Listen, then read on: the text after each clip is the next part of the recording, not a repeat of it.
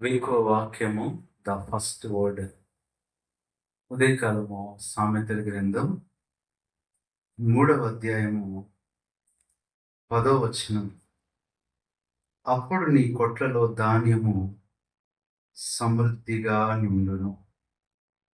అప్పుడు నీ కొట్లలో ధాన్యము సమృద్ధిగా ఉండును. కొట్లు అంటే ఏమిటి? ప్రియులరా, కొట్లు అంటే దేవుడు లోక సంబంధమైన వ్యాపారం గురించి ఇక్కడ చెప్పట్లేదు, కానీ కొట్లు అనేది నీ అక్కరలు, నీ అవసరతలు తీర్చడానికి దేవుడు ఏర్పాటు చేసిన ఒక గొప్ప ఏర్పాటు. వ్యక్తిగతంగా కొట్లు, కుటుంబంగా కొట్లు దేవుడు నీ కొరకంటూ సిద్ధపరిచాడు. ఉదాహరణకి చెప్పాలంటే, భౌతిక అవసరాల కోసం ఏదైనా మనం కొట్టుకు వెళ్ళి కొట్టు అని, కొన్ని చోట్ల అంగడి అని, ఇంకా రకరకాలుగా పిలుస్తారు. భౌతిక అవసరాల కొరకు కొట్లోకి వెళ్ళి నువ్వు తెచ్చుకుంటున్నావు, కానీ ఆత్మీయ అవసరాల కోసం ఏ కొట్టులోకి వెళ్తావు? ఉదాహరణకి ఏదైనా కొట్టుకెళ్ళి నాకు నెమ్మది కావాలి అంటే ఇవ్వగలరా? ఏదైనా కొట్టుకెళ్ళి నాకు సంతోషం కావాలంటే ఇవ్వగలరా?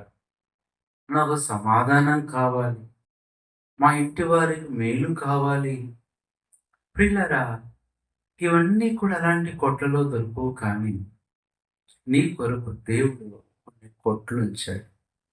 అక్కడ ఒక మాట అంటున్నాడు, అప్పుడు నీ కొట్లలో ఎప్పుడు అంటే, ఓ దేవునికి విధేయత చూపి, దేవునికి లోబడి పరిశుద్ధంగా జీవించి ఆయన్ను నమ్మి ఆయన్ను వెంబడించినప్పుడు నీ కొట్లలో దేవుడు చేసే కార్యాలు, అనగా నీ అక్కరలు, అవసరతలు అన్ని విధాలుగా తీర్చబడటానికి దేవుడు ఏర్పాటు చేసిన ఆ పేరే కొట్లు.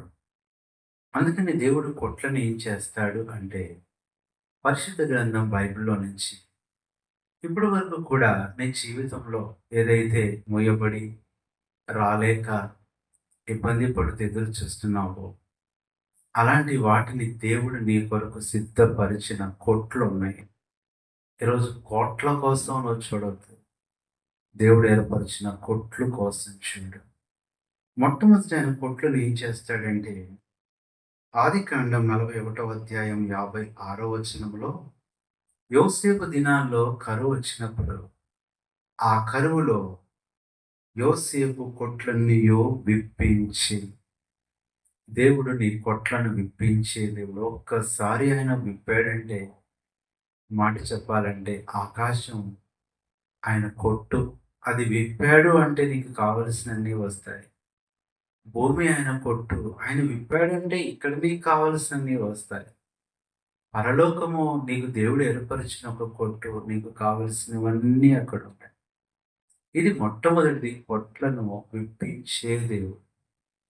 రెండవ మాట మనం చూస్తే, ద్వితీయోపదేశకాండం 28వ అధ్యాయం 8వ వచనంలో, నీ కొట్లలో అంటూ నీకు దీవెన కలుగునట్లు. రెండవది, నీ కొట్లను దీవించే దేవుడు. కొట్లు ఎండిపోయాయా? కొట్లు ఖాళీ అయిపోయాయా? కొట్లు పాడైపోయాయా? కొట్లను విప్పించే అనుభవమే కాదు, ఆయన నీ కొట్లను దీవిస్తాడు. ఆ కొట్లో నుంచే నీకు మార్కులు వస్తాయి. ఆ కొట్లో నుంచే నీకు ఉద్యోగాలు వస్తాయి. ఆ కొట్లో నుంచే నీకు ఆశీర్వాదాలు వస్తాయి. ఆ కొట్లలో నుంచే నీకు ప్రమోషన్స్ వస్తాయి. అమ్మా, ఇంకా చెప్పాలంటే ఆ కొట్లలో నుంచి నీకు ఆరోగ్యం ఇస్తాడు, నెమ్మదిస్తాడు. దేవుడు నీ కొరకు సిద్ధపరిచిన కొట్లు వైపు చూడు. ఇది రెండవది. మూడవ మాట మనం చూసినట్లయితే, దేవుని వాక్యంలో నుంచి 2వ దినవృత్తాంతముల గ్రంథము 31వ అధ్యాయము 11వ వచనంలో, కొట్లను సిద్ధపరచి. ఒకవేళ నీ జీవితంలో నీ అక్కరలు, అవసరాల కోసం కొట్లే లేవేమో, వాటి కొరకే దేవుడు కొన్ని కొట్లను నీకంటూ ప్రత్యేకంగా సిద్ధపరుస్తాడు. బిల్ గేట్స్ అనే ఒక ధనవంతుడైన ఒక వ్యక్తి కుమారుడికి ప్రత్యేకంగా ఆయనకంటూ కొన్ని కొట్లుంటాయంట. ఆయన ఒక్కడే టిఫిన్ చేయటానికి ఒక హోటల్ ఉంటదంట. ఆయన ఒక్కడే కాఫీ తాగటానికి ఒక షాప్ ఉంటుంది. ఆయన ఒక్కడే షాపింగ్ చేయటానికి ఒక బట్టల షాప్ ఉంటుంది. ఆయన ఒక్కడే ఏదన్నా చేయాలన్నా తనకంటూ ప్రత్యేకంగా ఆ తండ్రి సిద్ధపరిచాడు. ఒక భూలోకపు తండ్రి తన కుమారుడికి సిద్ధపరిస్తే, సర్వ సృష్టికర్త పరమ తండ్రి నీ కొరకు ఇంకెన్ని సిద్ధపరుస్తాడు. మూడవది కొట్లను నీ కొరకు సిద్ధపరిచాడు. నాలుగో మాట చూసినట్లయితే రెండవ దినవృత్తాంతములు 32:28 కొట్లను అని అంటూ కట్టించెను. నాలుగవది దేవుడు నీ కొరకు కొట్లు కట్టిస్తాడు. నీ అవసరాలు అక్కర్లు తీరేదాన్ని బట్టి పెద్ద కొట్లు, అంతకంటే పెద్ద కొట్లు ఆత్మీయంగా ఇవి కనబడేవి కావు. కానీ ఆ కొట్లలో నుంచి ధన ద్రాక్షారసాలు సమృద్ధిగా నాలుగవది నీ కొరకు దేవుడు కొట్లను కట్టిస్తాడు. ఐదవ మాట మనం చూసినట్లయితే 33వ కీర్తన 7వ వచనం, కొట్లలో కూర్చువాడు ఆయనే. ఐదవది ప్రియులారా, నీ కొట్లలో నింపడమే కాదు, వాటిని కూర్చుతాడు. కూర్చటం అంటే ఏం చూపిస్తుందంటే, అవి ఇంకా ఎక్కువగా ఎక్కువగా అన్నిటినీ తీసుకొచ్చి దేవుడు వాటిలో కూరుస్తాడు. నా జీవితంలో ఇది కలగదు అనుకుంటావేమో, అది కలుగుతుంది. ఇది జరగదు అనుకుంటావేమో, అది జరుగుతుంది. ఇక అది చూడలేమో అనుకుంటావేమో, నువ్వు చూస్తావు. ఇది ఐదవ అనుభవం. ఆ రోజు చూస్తే 143వ కీర్తన 144వ కీర్తన 13వ వచనంలో అక్కడ ఒక మాట కనబడుతుంది. మా కొట్లను నింపబడి పలు విధములైన ద్రవ్యములు నిధులుగా ఉన్నవి. ప్రియులారా, ఆ రోజు మనం చూసినట్లయితే కొట్లను దేవుడు నిధులుగా చేసేవాడుగా ఉంటున్నాడు. ఇది ఆరవది. ఏడవ మాట చూస్తే సామెతల గ్రంథం 3:10 మనం చదువుకున్న వాక్యం, నీ కొట్లలో ధాన్యము సమృద్ధి. ఇది నా ప్రియ సహోదర సహోదరి, నీ కొట్లను దేవుడు సమృద్ధితో నింపుతాడు.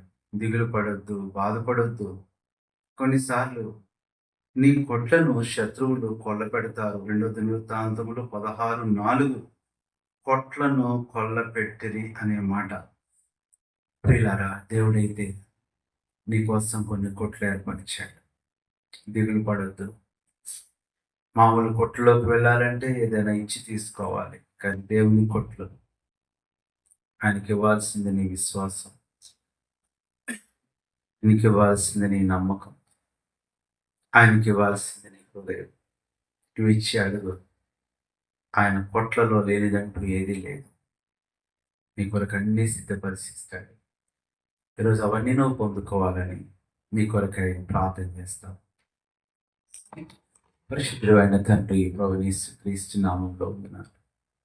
అప్పుడు నీ కొట్లలో సమృద్ధి అనే మాట ద్వారా మా అందరితో మాట్లాడుతూ వచ్చారు. అవును ప్రభు, విశ్వాసులకు కనపడని కొట్లు ఎన్నో ఉన్నాయని తన సొంత సమయంలో అవసరాన్ని బట్టి, అక్కర్ని బట్టి ఆ కొట్లో నుంచి ఆయన తీసిస్తాడని. అవి భౌతికమైనవి కావు, ఆత్మీయమైనవి కూడా దేవుడి కొట్లో ఉంటాయని మాట్లాడారు. ప్రభా, చదువుకుంటున్న బిడ్డలకు ఆ కొట్లలోని మార్కులు, ఆ కొట్లలోని ర్యాంకులు, ఆ కొట్లలోని గొప్ప విజయాలు, ఉద్యోగాలు, వివాహం, ప్రభా, ఆ కొట్లలోని గర్భ ఫలాలు పిల్లలేని వారికి అనుగ్రహిస్తూ ఆ జీవితం అనే కొట్లను ఎప్పుడే సమృద్ధితో నింపుతూ రమ్మ. ప్రభువైన యేసుక్రీస్తు నామములో ప్రార్థిస్తున్నాము తండ్రి, ఆమేన్. మన తండ్రి అయిన దేవుని ప్రేమ, మన ప్రభువైన యేసుక్రీస్తు కృప, పరిశుద్ధాత్మ దేవుని అన్యోన్య సహవాసం మనందరికీ సదాకాలం తోడయండి నడిపించును గాక.